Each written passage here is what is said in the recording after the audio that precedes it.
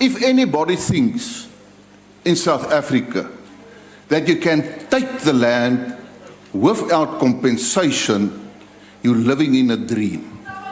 Let me put it quite frankly to you. If you want to start a civil war in South Africa, do that. Do that. And I told you before, I told you before, that don't misjudge.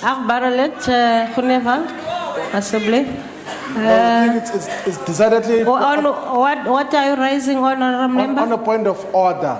On which rule, Honourable Member? The rule that establishes point of order, you know what is the rule. But the point of order is, he can't stand there and threaten civil war for a radical program of land occupation.